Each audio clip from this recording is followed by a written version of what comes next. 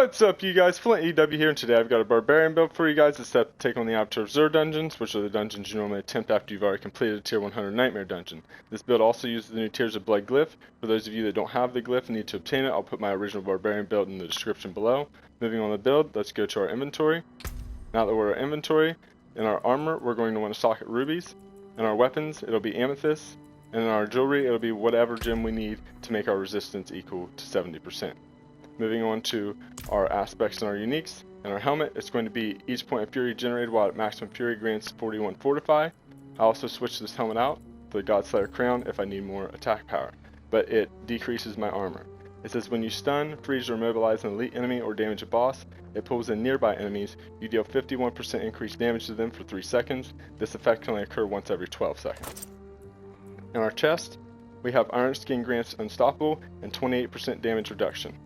For our arms, it scores Devastating Grips, which says Whirlwind explodes every 2 seconds, and after it ends, dealing 24% of the base damage dealt to surrounding enemies as fire damage.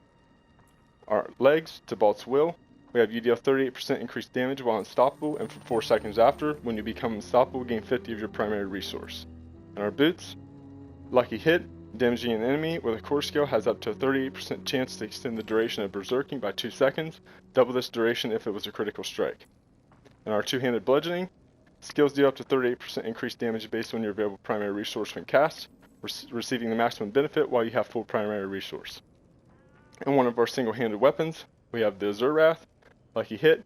Your core skills have up to a 20% chance to freeze enemies for 3 seconds, dealing 9,000 total cold damage to them. And our other single-handed weapon, we have whenever you deal direct damage while berserking, inflict 30% of the base damage dealt as additional bleeding damage over 5 seconds. And our two-handed slashing, each time a core skill deals direct damage to an enemy, your next charge or leap deals 40% increased damage up to 600%. And our amulet, you gain 1.7% increased armor for 4 seconds when you deal any form of damage stacking up to 99%. And one of our rings, we have Whirlwind's critical strike chances increased by 5% for each second it is channeled up to 15%. In our other ring, whenever you cast a shout skill, its cooldown is reduced by 1.7 seconds per nearby enemy up to a minimum of 6 seconds. Moving on to our expertise. Now that we're at our expertise, for our technique, we chose the two-handed sword expertise, which says when using any weapon, 20% of the direct damage you deal is inflicted as bleeding damage over 5 seconds. For those of you that are using a seasonal build and need to know the vampiric powers, let's move over to our packs and our vampiric powers. Now that we're at our packs and our vampiric powers, the vampiric powers, the 5 that we chose, number 1 being Undying. Casting skills heals you for 3% life, double this bonus while below 50% life. The second one was Sanguine Brace. When you kill an enemy, fortify for 6% of your base life. While you have more fortified than half of your maximum life, you gain 8% critical strike chance. The third one, Resilience. You gain 1% damage reduction for each 2% life you are missing. The fourth one, Hemomancy. Your attacks deal 80% of your maximum life as physical damage to nearby enemies. This effect can only occur once every 4 seconds. You heal 1% of your maximum life for each enemy damaged this way. Our fifth one, Hemomancy. When you evade, you turn into a cloud of bats, becoming unstoppable for 4 seconds. Enemies along your path take 4,000 physical damage and are inflicted with Vampiric Curse. Moving on to our skill tree. Now that we're at the skill tree, let's move down to our basic skills. For our basic skill, it's going to be Frenzy, 1 out of 5. Then we'll upgrade to Enhanced Frenzy. Then we'll move down to our core skills. For our core skill, it'll be Whirlwind, 5 out of 5. Then we'll upgrade to Enhanced Whirlwind, and we'll upgrade again to Violent Whirlwind. Then we'll move down to our defensive skills. For our defensive skill, it's going to be Rallying Cry, 1 out of 5. Then we'll upgrade to Enhanced Rallying Cry. Then we'll upgrade again to Tactical Rallying Cry. Then we'll also pick up Iron Skin, 1 out of 5. We'll upgrade to Enhanced Iron Skin. We'll upgrade again to Strategic Iron Skin. Then we'll pick up Challenging Shout, 1 out of 5. We'll upgrade to Enhanced Challenging Shout. Then we'll upgrade to Strategic Challenging Shout. Then we'll also pick up the passive Imposing Presence, 3 out of 3. Then we'll move down to our brawling skills. We're going to choose Warcry, 5 out of 5. Then we'll upgrade to Enhanced Warcry. Then we'll upgrade again to Mighty Warcry. Then we're also going to choose Leap, 5 out of 5. We'll upgrade to Enhanced Leap. We'll upgrade again to Power Leap.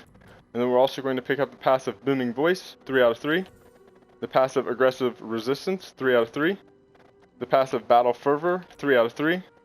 The passive Prolific Fury, 3 out of 3. Then we'll move down to our Weapon Mastery skills. We're not going to choose a skill, but we will pick up the passive Thick Skin, 3 out of 3. The passive Defensive Stance, 1 out of 3. The passive Counteroffensive, 2 out of 3. Then we'll move down to our ultimate skills. Again, we won't choose a skill, but we will pick up the passive Tempered Fury, 1 out of 3. The passive Invigorating Fury, 3 out of 3. We'll move down to our key passives and we'll pick up the key passive Unconstrained. Moving on to our Paragon board. Now that we're at the Paragon board, let's go down to our starting Paragon node at the very bottom. As you can see, I worked my way up through the right side and then come back down to the left here a little bit to get some of the health. I also got the socket and put in Territorial for the first board. Then went up the left side to continue. I'll wait and let you look for a second.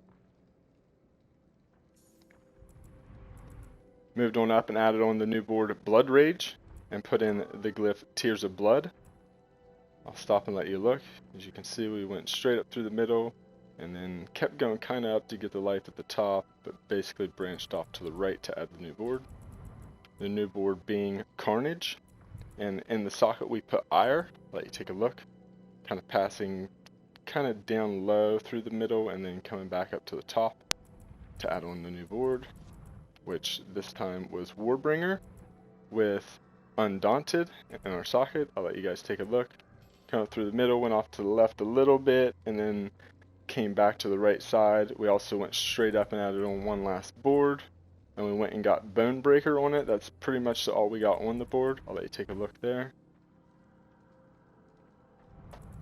Moving back down to the beginning one last time. For the first one, it was Territorial. I'll let you take a look. Up to the next board. The board was Blood Rage, and the glyph was Tears of Blood. I'll let you take a look. The next board was Carnage with Ire. I'll let you take a look. The next board was Warbringer with Undaunted. Let you guys take a look again. And for the last board, it was Bonebreaker, and that's about all we got. Well, that's it for the build, you guys, and good luck out there.